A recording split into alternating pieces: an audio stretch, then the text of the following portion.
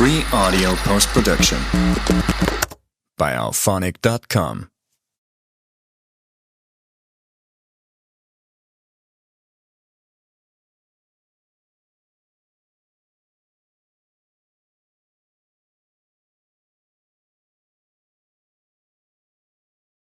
There is a saying that language is a border.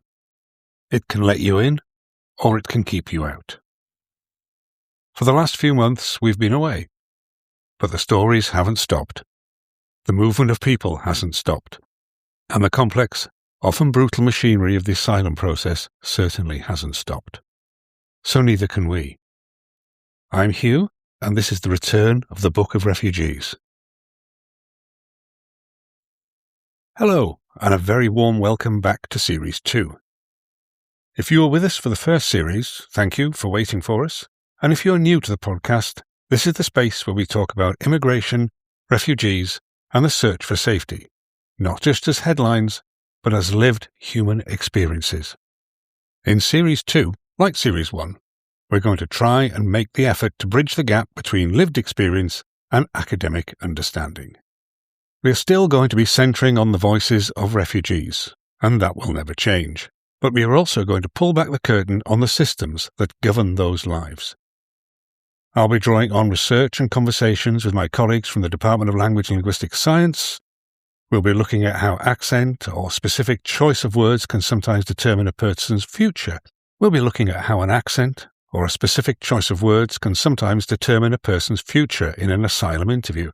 But the refugee experience doesn't happen in a silo, and neither does this podcast.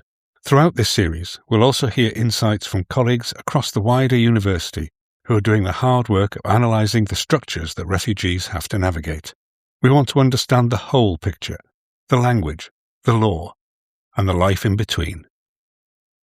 Now, I want to be transparent with you about how this series will run.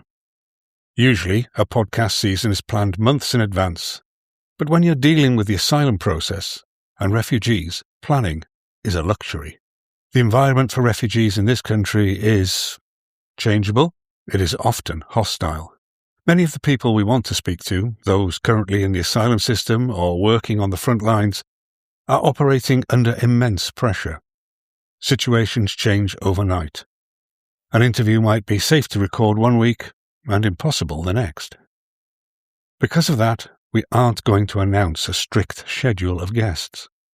Some weeks you will hear from experts and academics, other weeks you will hear personal testimonies, and some weeks it just might be me breaking down a new piece of legislation or sharing a story from the archives.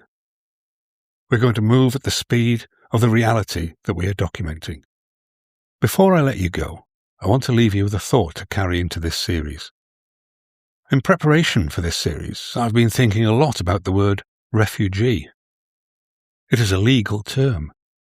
It has a definition under the 1951 Convention. It grants rights. But in the public sphere, it has become an adjective, a label, sometimes a slur. Our goal with Series 2 is to reclaim the complexity behind that word. We want to look at the people behind the label and the science behind the system. Whether you're a student, a researcher, someone with lived experience of displacement, or just someone who wants to understand their neighbours better, this series is for you. We have some powerful conversations already in the works, and I can't wait to share them with you when they are ready. Because we are an independent production, no ads, no sponsors, just us, we rely entirely on you. If you are glad that the Book of Refugees is back, please tell one friend about this episode. Send them a text, or share it on social media. It makes a huge difference. I'm Hugh, and it's good to be back. I'll see you next time.